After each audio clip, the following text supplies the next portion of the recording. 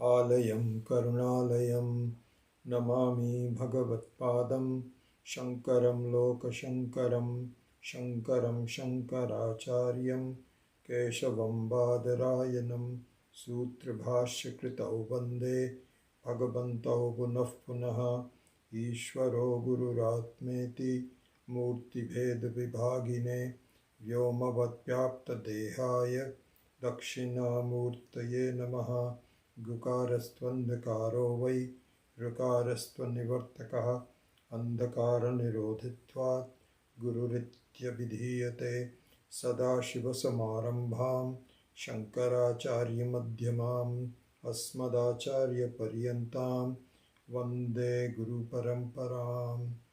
Om Sahana Vavatu Sahanau Bhunaktu Sahaviryankaravavahai Tejasvinavadhitamastu ma vidvishavahai.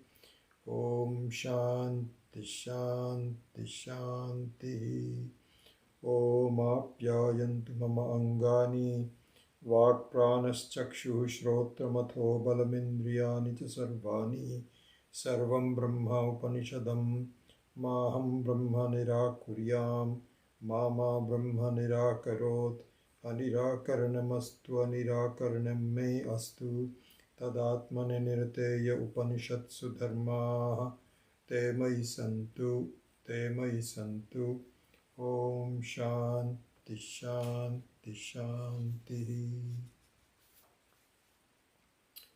Let us chant the first 4 verses of the second chapter of Kenopanishad. Yadi manyase suvedeti dabbramevapi nunam tvam vetha brahmano rupam yadasya tvam yadasya deveshyotanu himamsyameva te manye viditam. Naham manye suvedeti no na vedeti vedacha no nastadveda tadveda no na vedeti no vedetati vedeti vedacha yasya matam tasya matam matam yasya na vedasaha avijñātam vijānatam vijñātam avijānatam pratibodha viditam matam amritatvam hi vindate atmana vindate viryam vidyaya vindate mritam. So the second chapter is to shake the understanding of the student to make sure that the understanding is solid. We saw that Nyaya, again I forgot to actually look up the exact Sanskrit Nyaya for it, but there is a Nyaya for making sure that before a pillar has been firmly established in the ground, after you pour the various things initially, there is a recommendation that you shake it so that make sure that everything is actually all the holes in the air holes have been gone, and all of the samagri actually gets established. And then if it doesn't move anymore, you can now leave it. You can say this is done, it is solid. So similarly here, the Shravanam requires some shaking. And this is done through Mananam. And not only through Mananam, but also repeated Shravanam. So it's not as clear cut that, you do from time T1 to time T23, you do Shravanam, then you forget about Shravanam, then you from T24 to T36 you do, but it isn't like that. And so the repeated Shravanam also is important for this purpose. And so, it's kind of like learning a new language. I think that was a very beautiful analogy that Swami Maheshananji had given. So sometimes, in fact, one of the students recently, just last week, sent me an email saying that she was away from Vedanta for a while for some physical reasons, and so on. But she's ready to come back, and she feels that perhaps it would be a repetition, and so she's not sure whether she should repeat some of the classes or start a new one, because she had doubts on the efficacy of either one. So here, this example by Swami Maheswaranji is very nicely done. He says, the learning of Vedanta is like learning a new language, as we have talked about it before. So when you learn a new language, you have to repeat. You have to repeat. You cannot just say, I just told you the alphabet yesterday. I'm not going to say that again. Okay? That's it. Let's go on to now using the words using the alphabet. That's not teaching. So what the teacher has to do is to keep repeating the same alphabet over and over again and they can ask the student to repeat it for them until you become absolutely certain about it. It takes a lot of repetition. So recently we have a new granddaughter, and our first two granddaughters we struck out. We did not, for whatever, that was like 15, 17 years ago, 16 years ago, and we did not really successfully teach them Hindi. We were all had the right ideas. Oh yeah, we will teach them Hindi and so on, but we didn't. Whatever it is, a lot of good reasons for it. So we have a new chance. There's a new baby, and now we have a new resolve between the son and the daughter-in-law and Pami and I. We are thinking, now we will try it again.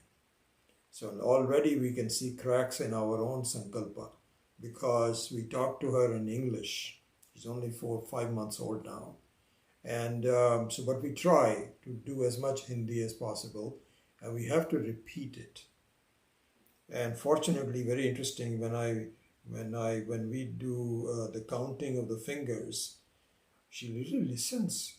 She's fidgety, this, that, or the other. But when you say ek, do, teen, char, panch, I can see her mind being absorbed in it. But we're going to repeat it again and again. We cannot just do it once. Anyway, so mananam here also means repetition of shravana. Anyway, here the mananam is a little bit more pure form of mananam, and here it is a test of the shravana. So out of the blue, the teacher says to the student, if you think you know Brahman, it says if you say you know Brahman, if you express the fact that you know Brahman, because we've already gone through all of those stages, I was telling you in great detail. I won't mention it. I won't repeat that part of it. So if you say that you know Brahman, I don't think you know Brahman. And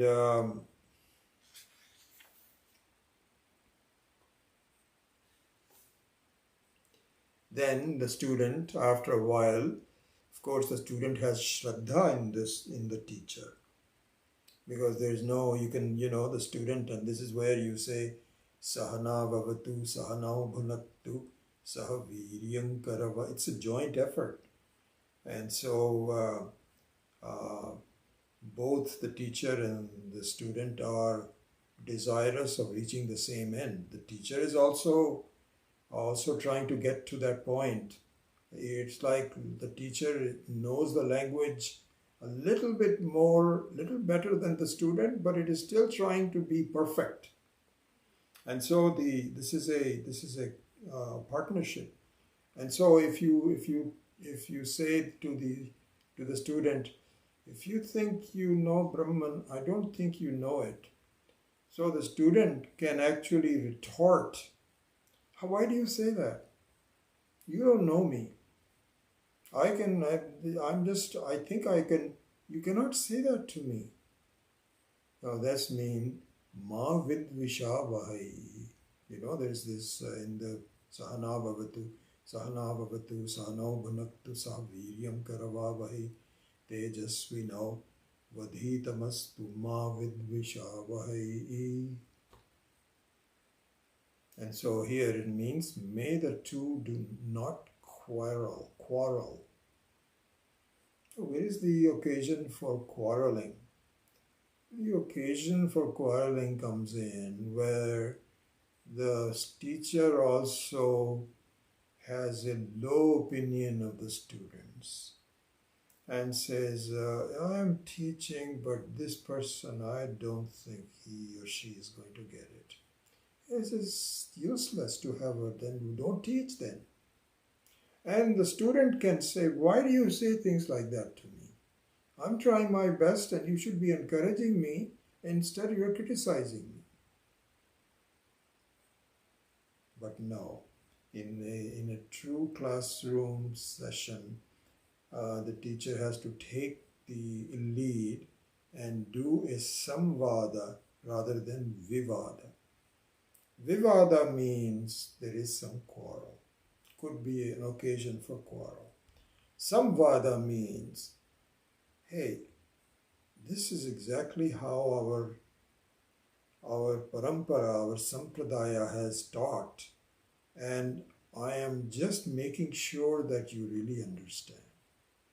So with that kind of an attitude, the student says, okay, I accept it, and I will do much more thinking about it. And after a long time, here it is collapsed into only 1/4 of a verse. After a long time, even now I feel sometimes, even though I'm very grateful for my better state of preparation as I'm now reading books by Swami Maheshananji, so I'm getting more out of it. And I can easily have a feeling that Swami Dayanandji never taught me all this. Swami Maheshananji is teaching me. Somehow Swami Maheshananji is better for me. But I don't have that feeling. It just means in fact, I'm very sure that many times Swami Dayanandji had talked about the same things, but I was not ready for it. It was, here another analogy given is that the student has to be like a sponge, absorbing things. You cannot be plasticky, where some water is thrown into the plastic and it runs off of it. I have to make our minds more spongy so that I can absorb the teaching. And I think I'm slowly getting to that point. And the teaching can be coming from yes, of course, some of the examples of Swami Maheshananji are different than the one from Swami Dayanand, but they are much more effective to me because I am more spongy than I used to be before. And so I don't have any fights with anybody. I feel that after a long time, this kind of a mananam is important. Anyway, I won't go into any more of that. So here, that's what is happening in the second chapter. And so now in the verses number 2 and 3, and the language here is really very poetic and very funny. Number 2. So now the student expresses the new understanding of convincing his teacher. And no one can convince anybody. You have to convince yourself. No one. You cannot really you cannot say sometimes, I think I told you this, then sometimes people will ask Swami Dayanandji, Swamiji, this is all happening in satsang. Some question, there's, chits are given and Swamiji in the evening will read it, and the next chit says, Swamiji, are you a Jivan Mukta? No. What is Swamiji going to say? I am a Jivan Mukta. How is he going to tell anybody I am a Jivan Mukta? No, I'm not a Jivan Mukta. Then of course the student is going to walk away. I don't want to learn from someone who is not a Mahapurusha, Mahatma. So you cannot say a definitive answer to that. So Swami Dayanand used to say very beautifully, he says, I think I told you this, it does not matter whether I am a Jivan Mukta or not. But what I feel confident about is I can make you Jivan Mukta.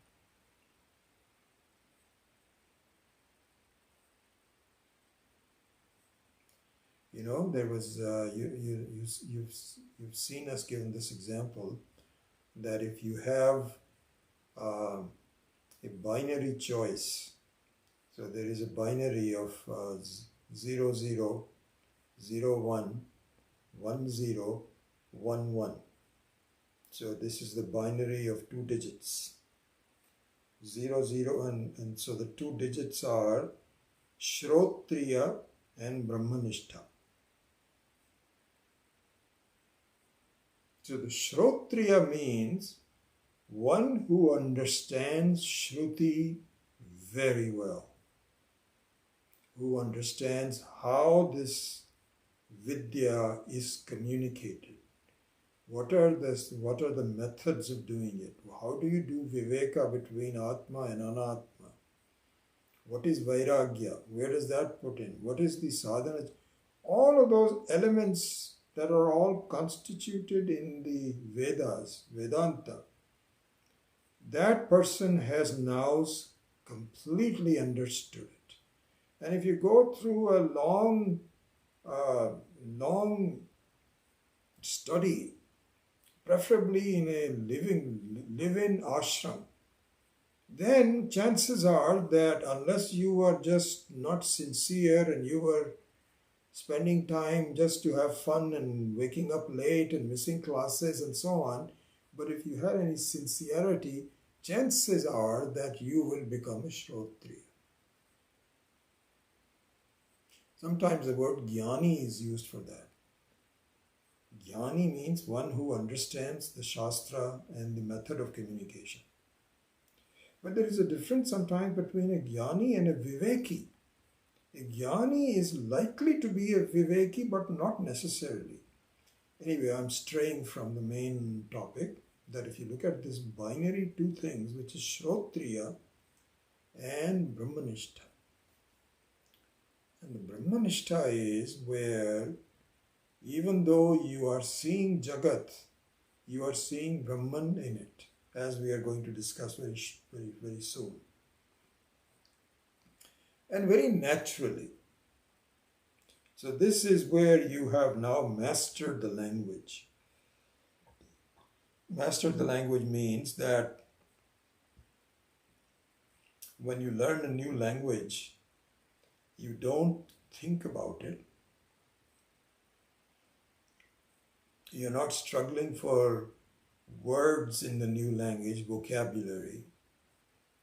You don't have any uncertainty about it. Because in the beginning, this is what happens. You have to construct a sentence where it was not natural to you. But after you keep on speaking, like in English, for example, which is not our mother tongue. But now when we speak English, because of the use of it over time, it becomes a natural language. So Brahmanistha is like that the language of Vedanta is new at some point. When you say Atma and Anatma, you have to think about it. Atma, oh I see, this is Atma, this is me is Atma. And so everything else, what about my body? All of those kinds of things you have to slowly go into it. That's just learning the alphabet. But a Brahmanistha is the one where the language becomes effortless, natural. Anyway, so in binary there are 2 things, Shrotriya and Brahmanistha. Now Swami Dayanand used to say that given a choice between learning from A person who is neither 0, 0 or is 0, 1 is not a Brahmanishta yet, but is a Shrotriya. 0, 1. The next one is 1, 0, which is you are a Brahmanishta, but you are not a Shrotriya. How is that possible? Okay, I'll explain that how that is possible. And the fourth stage is, the fourth permutation is 1, 1, where you have Brahmanishta and Shrotriya. So it is very clear that if you have a choice, you will obviously don't even go to a 0, 0. And if you can find someone who is a 1, 1, of course you should go to that person. No question about that. The real question is, should you have 0, 1 or a 1, 0? If you have only one of them, which one should you go to? So I just pose that question to you. Think about what your answer will be.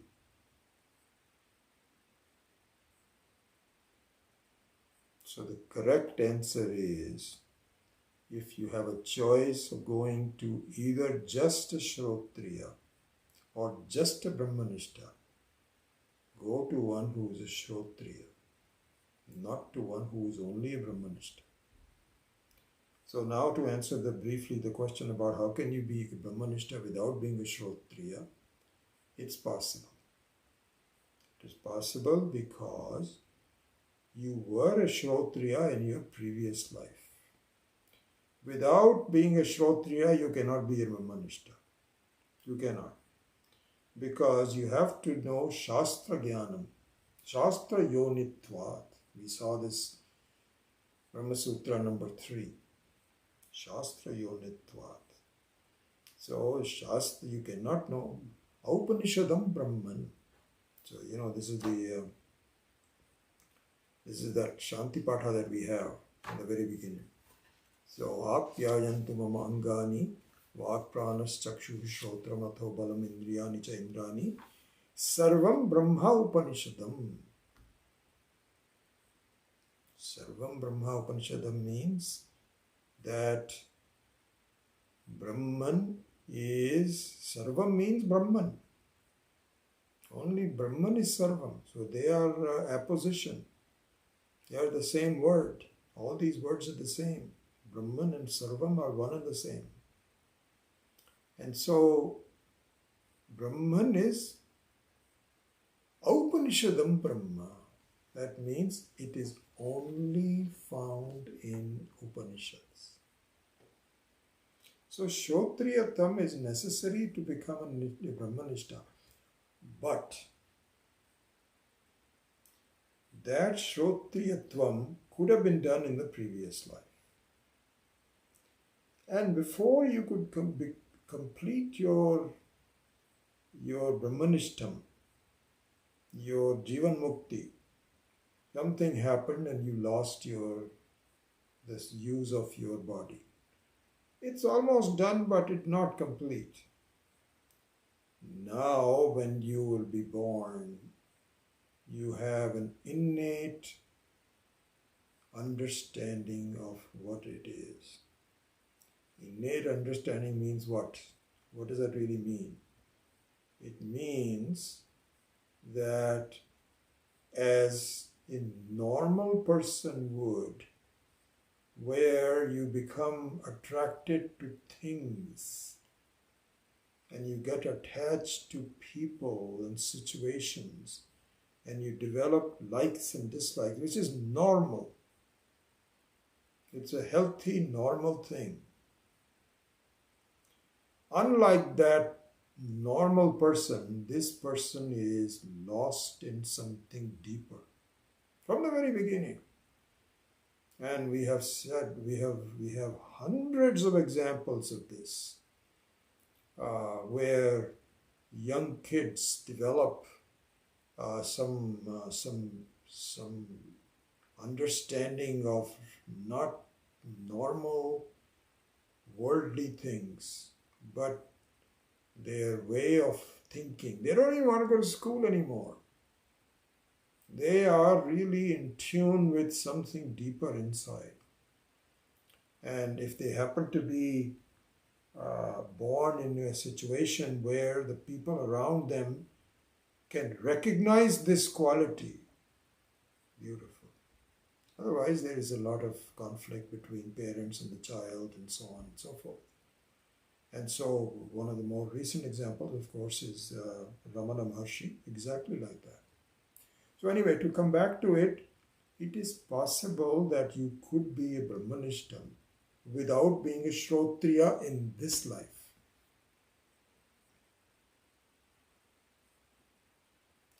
And Swamiji used to say that even today, if you were to really search, you will find many Brahmanishtam in India. We don't know about outside, we have no idea. But in India, you will find many, many Brahmanishtas like this. And what happens, how do you know that this is a Brahmanishtam? They say that if you just go near them and have their darshanam, there is a kind of an aura that comes out that really calms you down. People like to just sit and stare and be with them. And they don't even teach anything. They're just sitting there quietly, smiling. And there is a certain aura that emanates from them, where people can feel it. My gosh, this is a very special person. I just want to be near that person. But this is not very useful. Not very useful. Why? Because you cannot sit there all your life, and that aura that you feel has not yet been transferred to you. There's no way to transfer that to you. So you become just the same as you walked in before. You're not any better. So therefore, when you have a chance, go to a Shrotriya. A Shrotriya who is hopefully a couple of steps ahead of you. That person is also has a flashlight, and he knows exactly where the way is, and you follow that. And so, in our sannyasis, so most of the sannyasis, most of the people who have been given Diksha by some other Swami are like that of a Shrotriya and Brahmanishta to be. So this is what is called Vividisha Sannyasi. Veditum Ichha Sannyasi. So you and I also are Vividisha students, Vidyarthi. Vividisha Vidyarthi means that we Jnatum Ichchaha iti Vividisha. Intense desire to know is called Vividisha. And the Swamis can also be the same way. They are not done yet, but they have an intense desire to know, and they now dedicate their entire lifestyle. They abandoned everything else. That's the difference between a Swami and us. We still have responsibilities amongst our family and so on, but they have made a compulsion, a sankalpa that this is it. I am taking a new name, new identity. I have no brothers, sisters, mother, father. That is all gone. And I want to now move into a new role for me. But they're not done yet. They're getting there, and they are much more likely to be there before the with the grihasthas like us. Why? Because they are so dedicated. But in any case, they are not yet a Brahmanishta. Then, as there is a transition, they become Vidvat Sannyasi. Vidvat from Vividisha Sannyasi to Vidvat Sannyasi. And Vidvat Sannyasi means they become Brahmanist. So they become one and one. If you can find such people, those are the people you should go to. But if you cannot, stick with a Shrotriya rather than a Brahmanist. How long have we spent on that? I can't even remember where we were before. So this is the hallmark of this particular Tuesday night class, Vedantic Insights. I will go where the topic takes me and wander around, dwell on it for a while.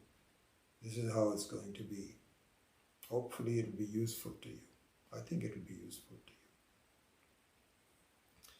you. Anyway, so here there is this desire on the part of the teacher, because the teacher really loves to make sure that the student gets, I mean, if I'm teaching classes to you, really I get my joy from the fact that if you say, I understand what you're saying. And this is where this is where I find success in my effort. And, because for your understanding, it gives me the joy that yes, my own understanding has been pure enough that I can communicate to someone else. I got this advice from Swami Paramarthananda. I think I told you this, that in the year 2003, I think it was 2003 or 2, maybe 2002, when I had recently retired, and I also had, as you might know, I had a heart attack where I had a bypass operation, and all in the matter of 2-3 years. So I also decided that I don't know how long I'm going to live. I didn't know I was going to live this long, but there's this saying by Groucho Marx, one of the Marx brothers. That's one of my favorite sayings. So they were celebrating his birthday, 75th birthday or something, and he told his audience, if I knew I was going to live this long, I would have taken better care of my body.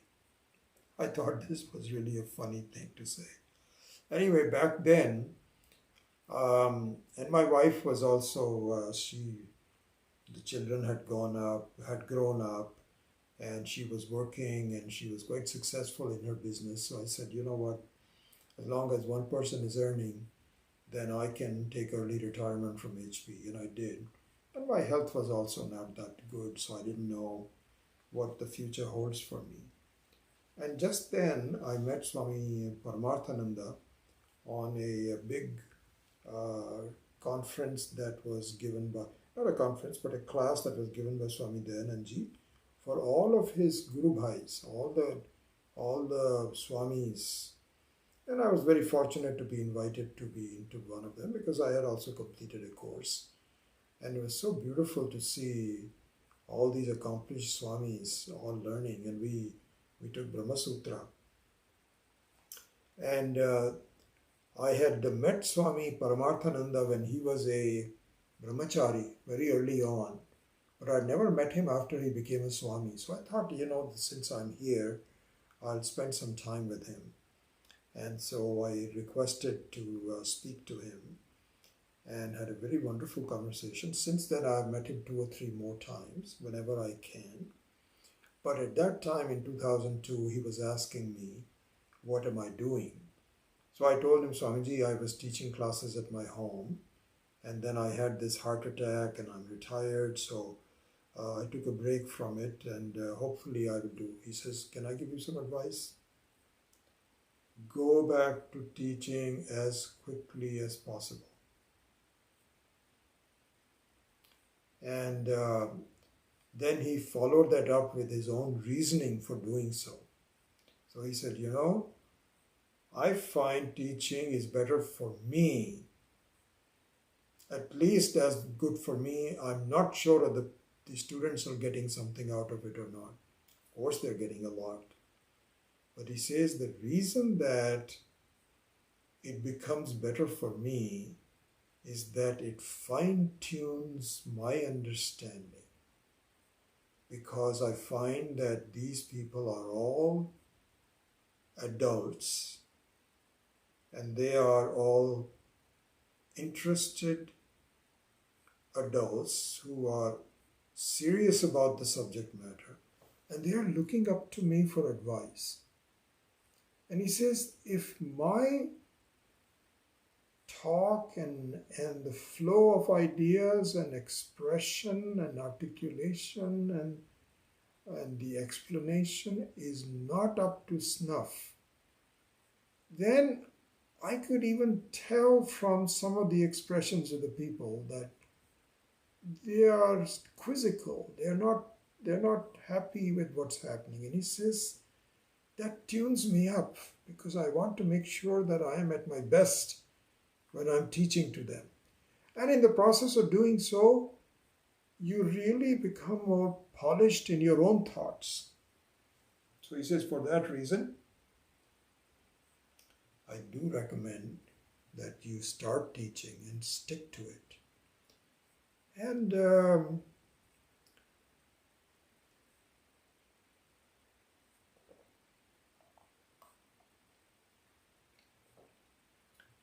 so I took that in the, I said, okay, Swamiji, I will certainly, I was listening to him. And then I didn't know exactly how that was going to happen. And then it all fell into place. I met Swami Tattva Ji in the ashram at that time. And I was very impressed by him. And I told him to please come and visit us. And after he came for the first time in the year 2003, then I collected a bunch of students who wanted to learn more. And that's how our classes, the phase 2 of the classes. The first phase was about 15 years prior to 2000. And then since then, for the last 21 years, this is the one has been going on since then. So the process of really understanding and so on takes a while. And there are some false signals that come in. You declare victory far too soon. This is very natural. Because you feel good about yourself. So you feel, I think I know it. And the teacher has to say, really? Are you sure? And so the difference between the stage where you think you know it but you don't, and when you really know it, is this. In the first stage, you have a lot of joy in understanding. But the joy is sporadic. It doesn't last. And it's actually a big challenge, because you feel that I thought I understood what happened. How am I behaving like I never did understand anything?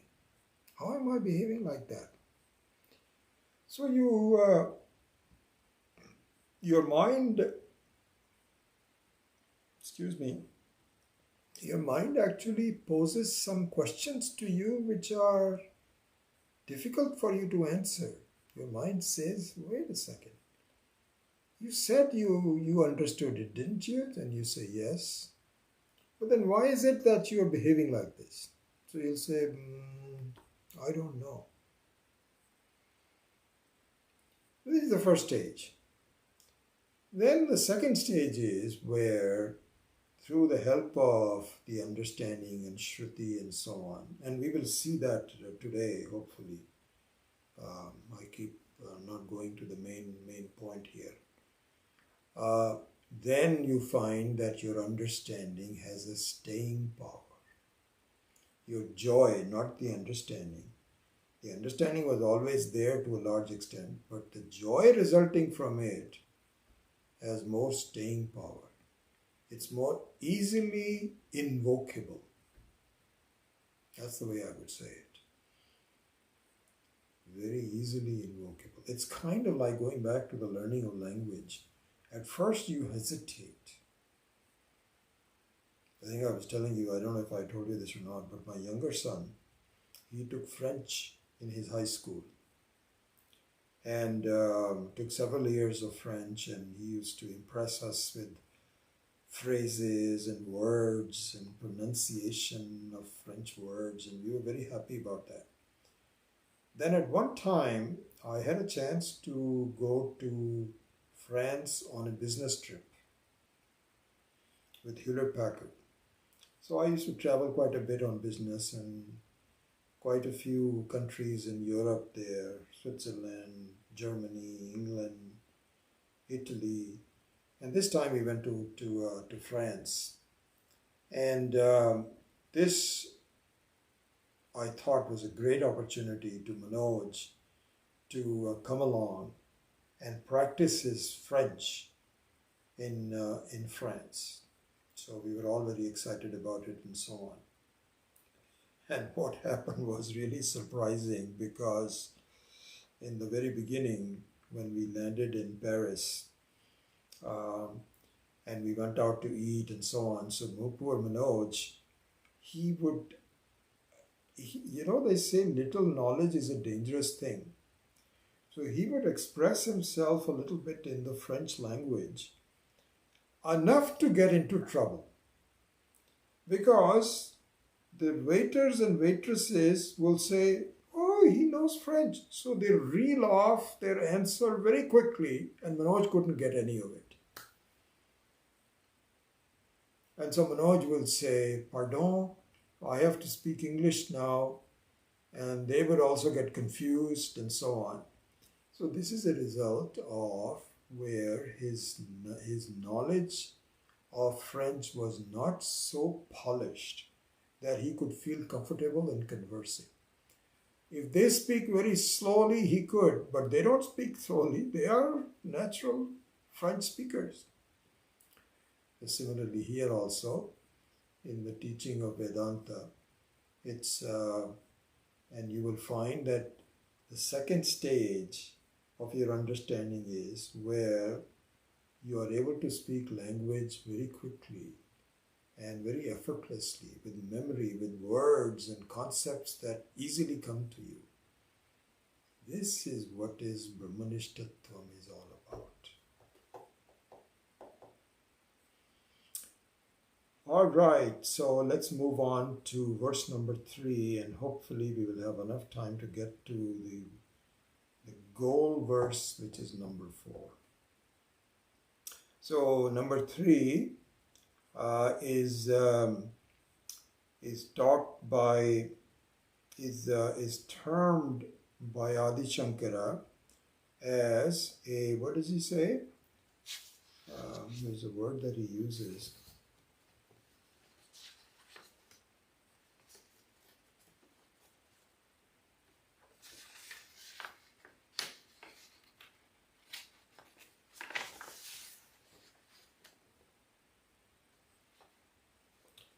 Yeah, it's basically just a summary. So, it's given on page number 73. Let me go to his exact commentary.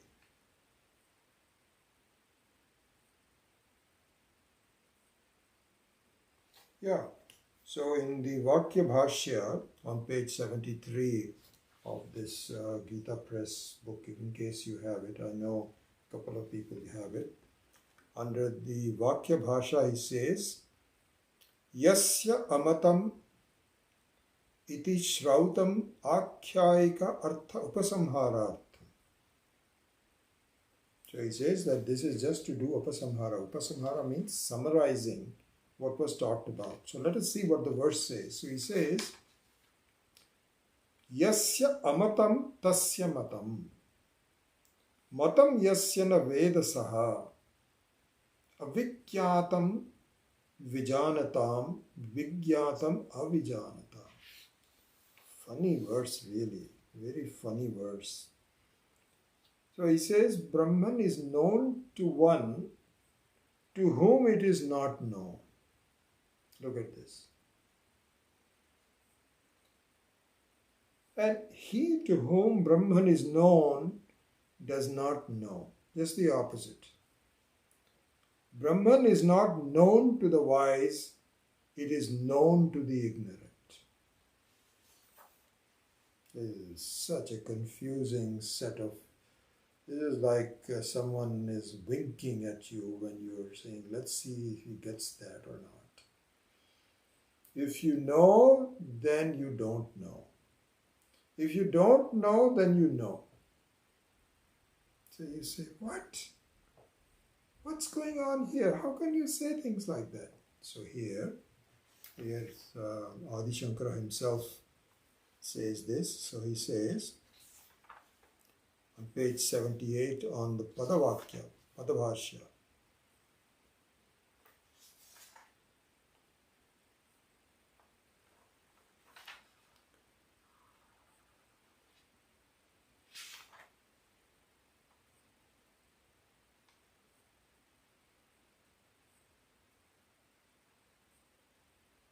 he says, Avigyatam vijanatam iti cha paraspara viruddham. Katham tu tad brahma samyak viditam bhavati iti evam arthamaha. So he says that this is a contradictory statement. How? So, okay, I understand that you have to employ some contradiction in order for me to make me see, but how? Can you give me a more straight answer, please? And so now, to give that, verse number 4 is given.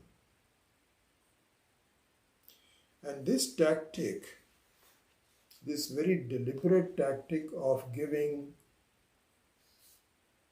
contradictory statements is employed many times in the Shastra, and not just here. So if you can figure out this contradictory nature, then you have a way of understanding. So for example, so in the Shvetashvatara Upanishad, I looked at some references on this. In the Shvetashvatara Upanishad, on chapter 3, verse number 20, it says, and elsewhere also, I just happen to remember this one. Anoho aniyan, mahato mahiyan, atma guhayam nihito asya jantoho, tam akrutam pashyati vitashokaha, dhatu prasadat mahimanam isham. Says the nature of Brahman, nature of Parameshwara is, it is smaller than the smallest. Anoho aniyan. Mahato mahiyan. Smaller than the smallest and at the same time bigger than the biggest. This is the contradiction which is a sensible contradiction. How? How can it be a sensible contradiction? So suppose you were to tell someone about something which is both smaller than the smallest and bigger than the biggest. Does it not mean that both the smallness and the bigness is subservient to it? Like, for instance, you can say, if you were to explain the water, the ocean water, you can say it is smallest than the smallest drop of water. Water is smaller than the drop, and it is bigger than the biggest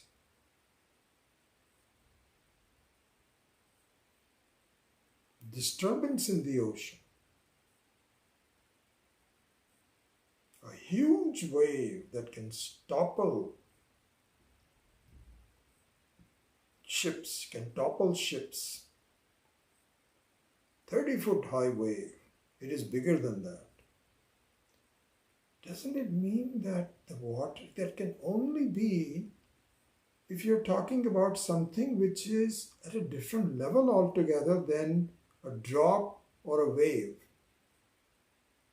The drop and the wave are what would be called Vyavaharika Sat,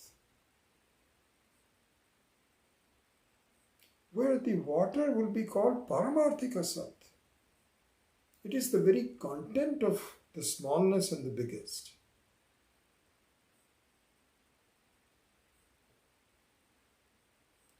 So interestingly enough, there, as we will see on this, the water can also be pointed out as a Vachyartha. Vachyartha means that you can explain to someone that it is smaller than the smallest drop and bigger than the biggest wave, and it is water, and don't you see the water? So you can see the water. But here, in the case of Atma, this is different. You can say that the Atma is the content of the smallest visibility, and it is also the content of the biggest visibility.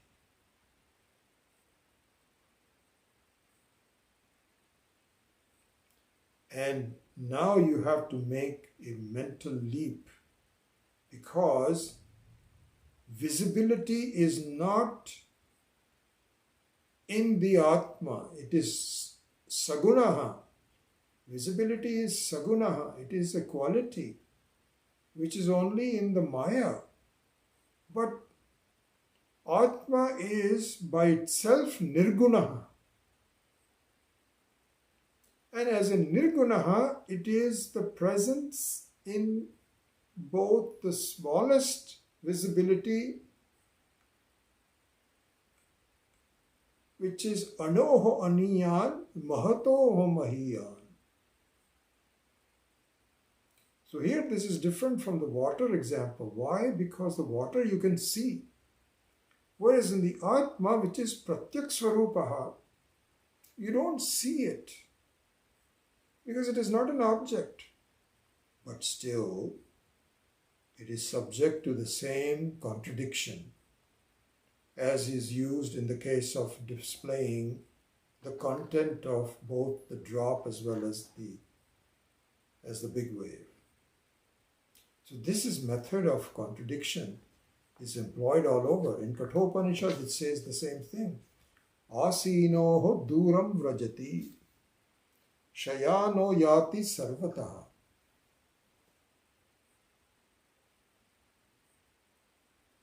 So he says that by sitting, just by sitting, it goes very far.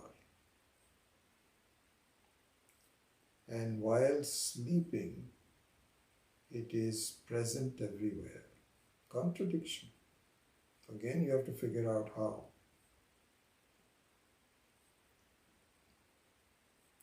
So here, very, very important and a very interesting example that Swami Mahesharanji gave.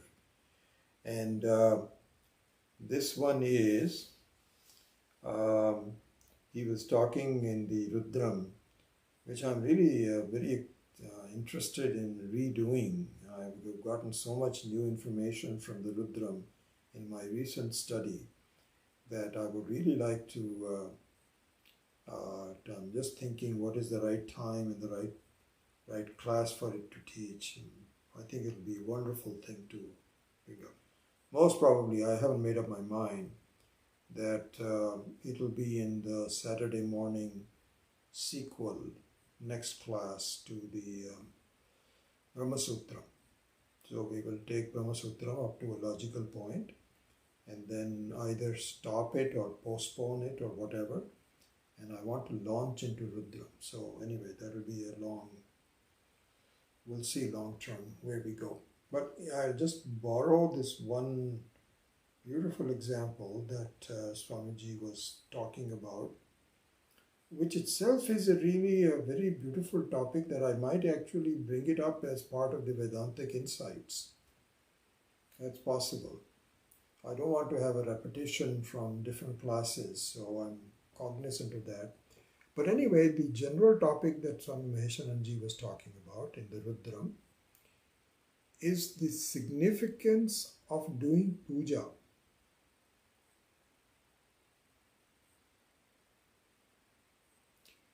What the various steps of doing the puja are and how we can learn from it as applied to our everyday life. Beautiful examples. So I will borrow a small segment out of it in connection with this topic that we are doing here, which is praptasya prapti, as we are doing in the Kena Upanishad. Okay? So what he said is that when you do puja,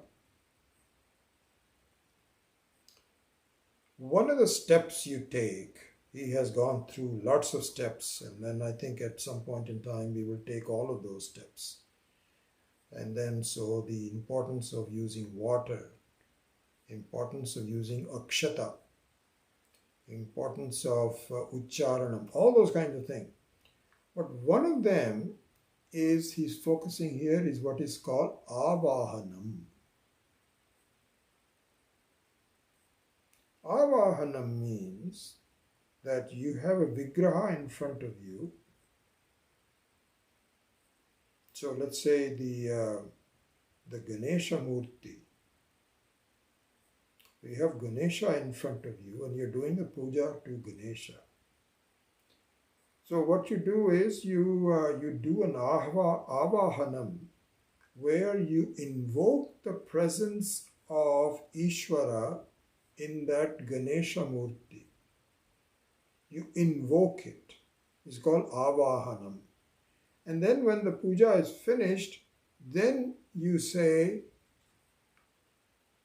I now request the Devata or the Devi in some manner to Saraswati or something like this to depart. Thank you for visiting us. Okay, so this is the concept of avahanam.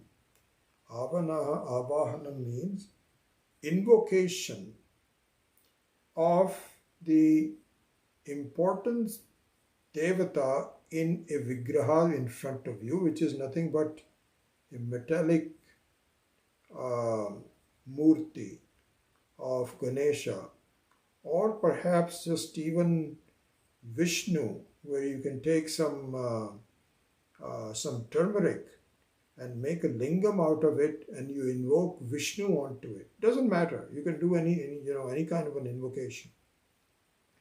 But the point is, you are doing an avahanam. So now a question comes up from a devotee. The devotee says, Sir or Madam, Swamini or Swami, whoever, or even a pujari, but let's say a Swami, I'm confused. Did you not say that Ishvara, this Devata that you are invoking, is Sarvagatam?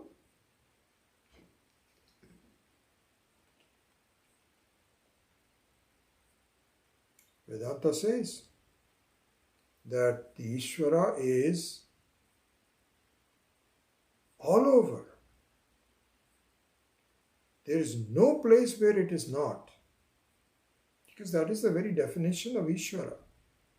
Unlimited. Anantam. So the Swami says, yes, that's true.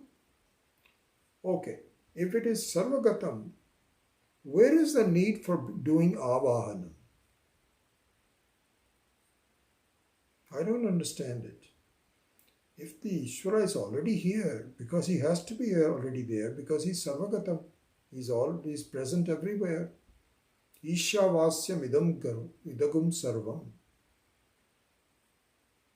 As Ishavasya says, that the whole cosmos is nothing but pervaded by Ishvara. Then I don't understand where you say Avahanam. So the teacher says, good question. Are you willing to listen to the answer? Says yes. Okay. So here is the answer. Listen carefully, the teacher says. He says, suppose, he takes this, so this is Swami Maheshananji talking. He gives this example. He says that, suppose you are taking a flight where you are only gone for a few days and you're taking one box between your wife and you. So it's addressing it to you as a male, and you and your wife are both traveling, let's say, to attend a marriage of some friend's daughter. And you are only allowed one box. The airline says there's only one box that is allowed free of cost. The second one is very costly. So now both of you are putting your clothes into one box. And so the man is working and the wife is at home packing. And when he comes home, he says, are you finished packing? No, I can start packing. So he says, yes. She said, yes. He finds she has already packed the box with multiple saris, cholis, ornaments. And the box is about 7/8 full. And this guy now has to take some dhotis, some kurtas, some angavastras, and a few other things, shaving things, and so on and so forth. And the fellow has no place to put them. There is no space. So he requests his wife, can you please, are you sure you need all of those saris? Because I don't have any space. I need to have some space, otherwise we're going to have to take a second box, and we cannot take a second box. So she says, okay, I think you're right. I think I can go with 3 saris less. I was putting 10 of them. I can only put 7 now because it's a 3 or 4 day wedding and the women have to dress up and so on. And so, okay, I'll take 3 saris out. He says, good, wonderful. 3 sets of saris, cholis, etc. Now he can put things in. So this is what is called creating space. Now, can you say that the space had to be imported? No. Then what happened? What is this whole process? So the process consists of creating space by removing obstacles from it. And the space does not need to be quote unquote created. It is already there, but non-usable, because there were some other things that were taking up the space. If you take them out, you don't have to now fill it up with space. It is already there. So avahanam means, yes, it's sarvagatam. But what happens is, right now, your thoughts are with the murti, the vigraha. You're only looking at the vigraha.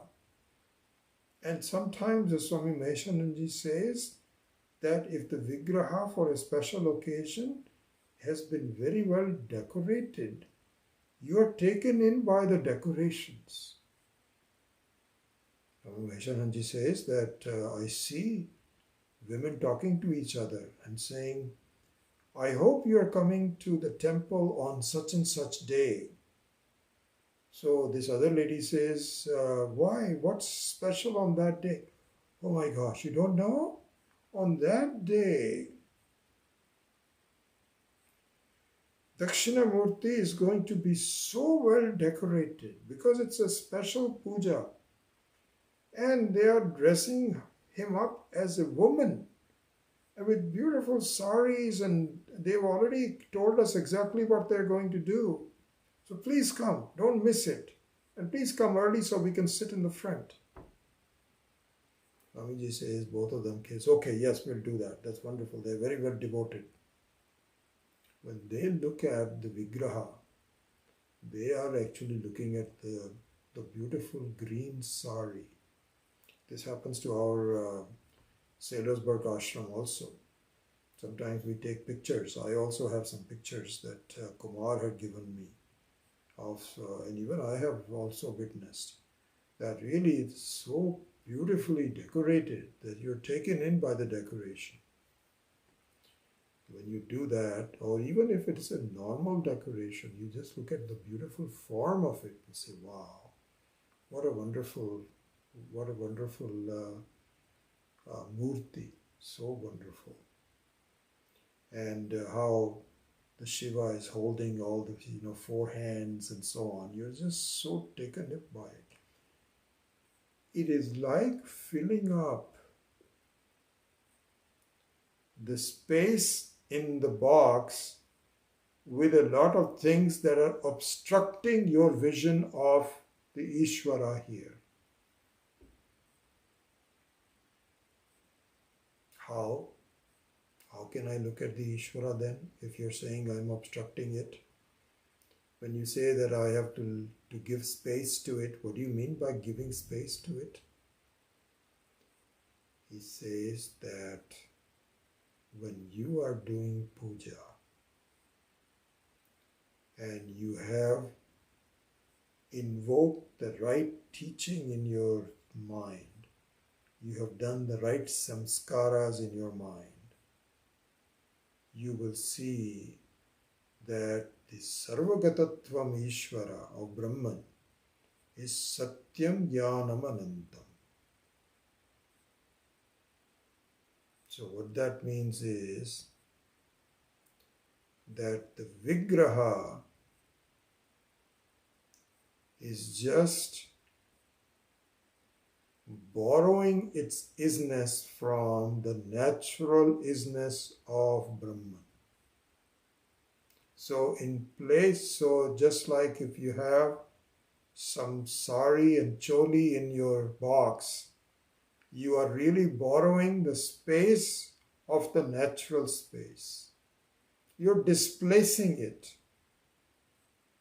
So here, when you're looking at a Vigraha, you're just focusing on the sari and the choli. You're not looking at what created that. It is the Satyam Jnanam Anantam which is prevalent. And if your language is not yet comfortable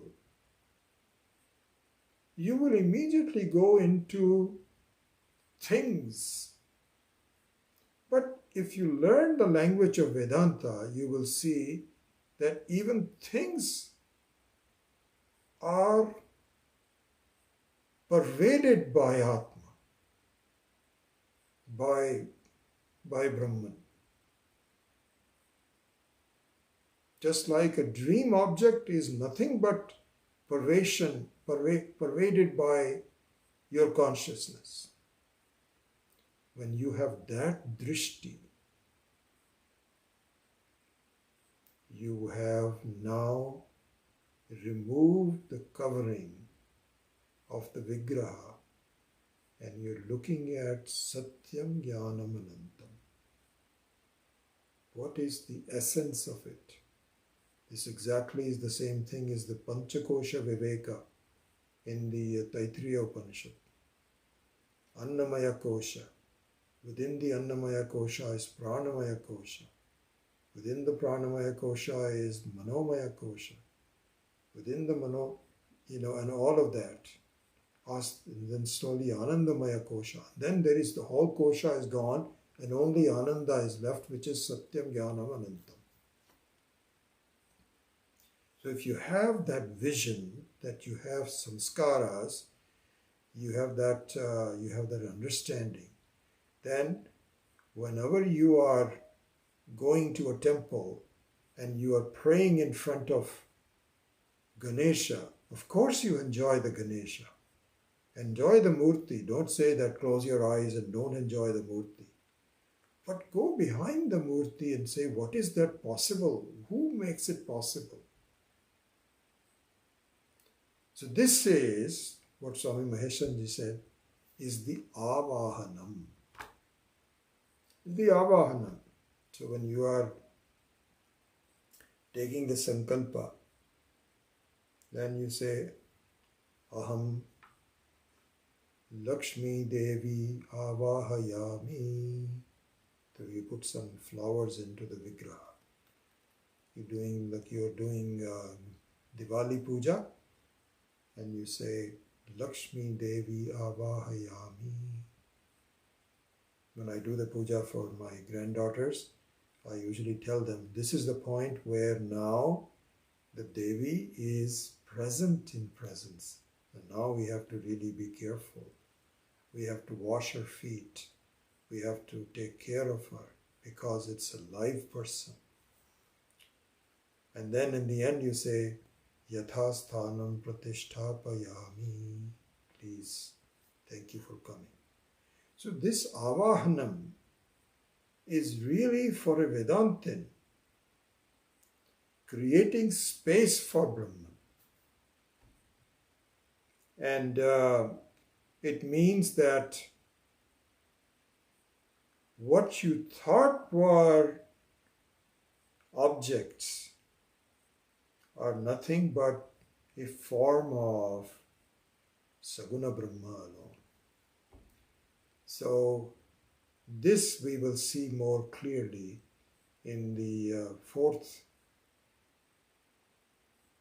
verse, which we will do next week, because we again took so much time in building up to it, and I'm happy that we did, because all these are related concepts. But now the main verse is still to come, and now we will go straight away into the fourth verse, and there also a lot of very beautiful things that get clarified through examples given by our acharyas, and so we will take that next week. So with that, I close the class today. Om Asato Ma Satkamaya Tamaso Ma Jyotirgamaya Mrityor Ma Amritam Gamaya Om Purnamadav Purnamidam Purnat Purnamudachyate Purnasya Purnamadaya Purnameva Vashishyate. Om Shanti Shanti Shanti. Harihi Om Shri Gurubhyo Namaha. Harihi Om.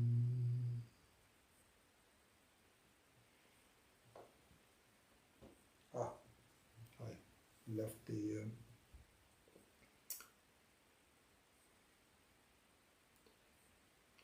I think I'll go get it. Hold on just a second. Excuse me.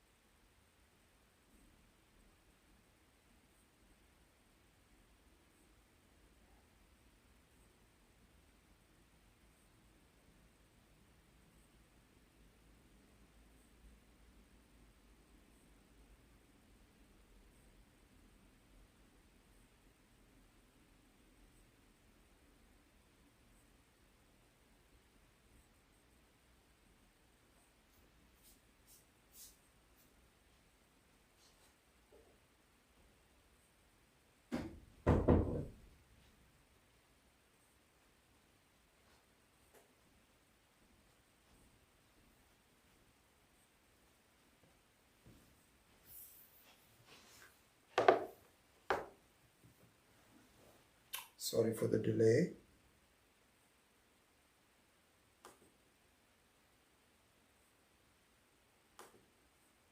Going to a temple.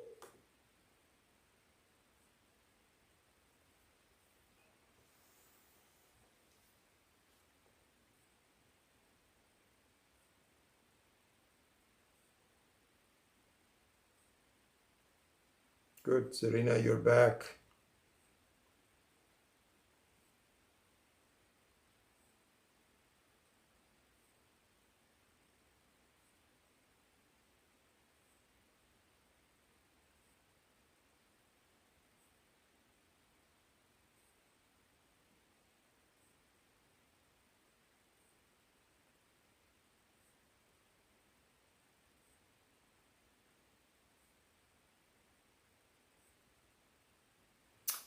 Good, wonderful to see you all. So Balamani, he says, please tell in simple words, Shrotriya and Brahmanishta, does one need to learn a lot of Vedantic concepts to become Shrotriya, or a question mark? Don't know what the question mark is, an or what. But let me just talk about the Shrotriya. Yes, for Shrotriya. So in Shrotriya, you have to know the language of the Vedas. Yes, absolutely. And so this is why we stress on some very foundational text like Tattvabodha, where Atma and Anatma, Ishvara, Samashti, Vyashti, Maya, Shraddha, and difference between Satyam and Mithya. And these are all technical words that one has to learn. And I would say it's something like saying, can I become a doctor, not a pharmacist, but a doctor, without going through Biology 101? And we will say no. You cannot do that. You have to go through systematically through the foundation and then build on it, and to a point where it becomes second nature to you. So it is something like that. So from becoming a Shrotriya, it is necessary for you to know the concepts. And also another aspect of that in Shrotriyatvam, which is that you should teach. You should teach, and in order to teach, in addition to knowing the concepts of Vedanta, you have to understand the students, the psychology of learning, the difficulty of learning. And you have to empathize. You have to be patient. All of those things are also part of Shrotriyatvam. If you don't want to teach, and if you just want to, because to become a Shrotriya, just for yourself is enough, but much more useful is if you are able to communicate it to the others. So this is what I feel so fortunate in studying with Swami Dayanandji, is that he was a master in communication. He would tell how to hold people's minds. And we are really babes in the woods compared to Swamiji. He was just a total master, but we learned quite a few things from him. And also I think Swami Viditatmananda, I think, says it best, is that people learn from your own conduct, your own personality. So yes, the Shastra is there, but not everybody can go to an ashram and study for 3 or 4 classes every day for 2.5 years. If you're doing it only once a week and so on, then one should have the empathy of understanding the limitations of doing so and stay within the limitations. Still let the people get what they can out of it. Don't look down upon them and saying, oh, you have not studied much and so on. But whatever they have studied, make it very clear to them. So this kind of a this is all in the Shrotriyatvam of what that means. I hope that's clear to you.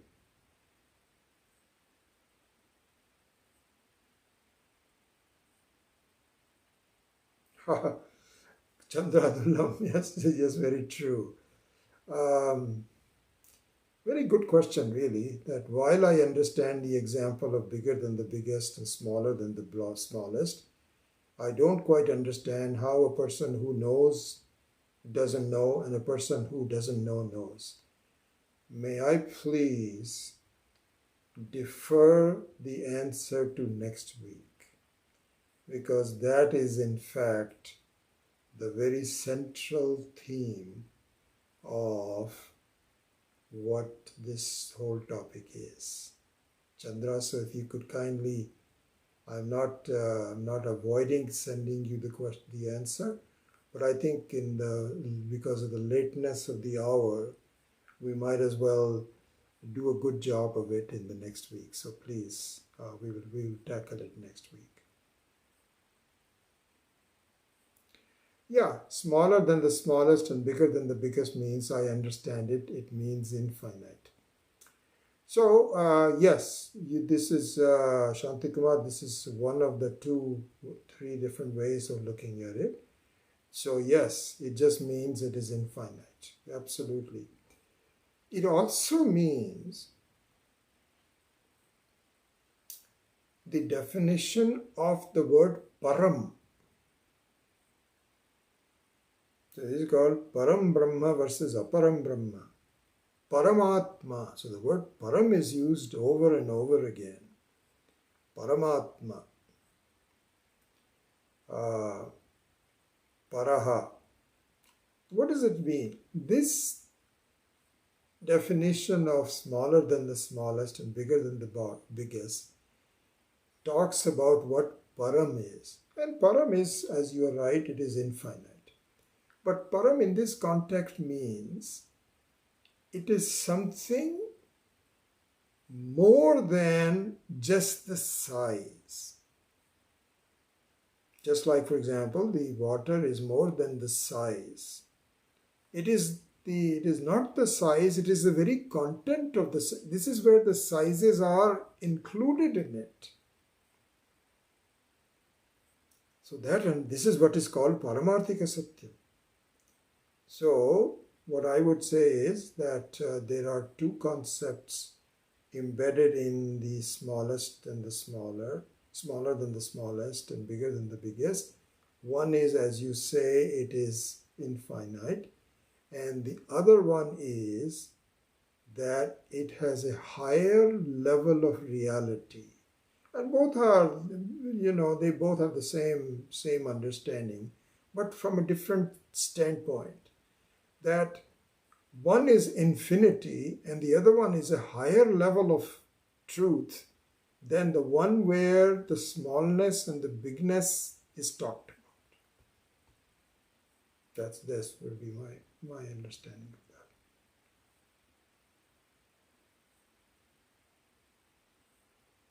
Very glad, happy you had some questions, and I will continue to focus on it. And this is an important question, I think.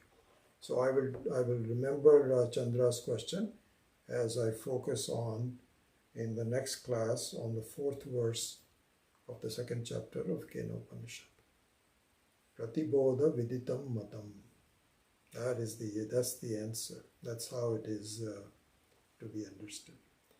Very good. Glad to see you all. Thanks for tuning in, and hopefully we will see you next week. Om.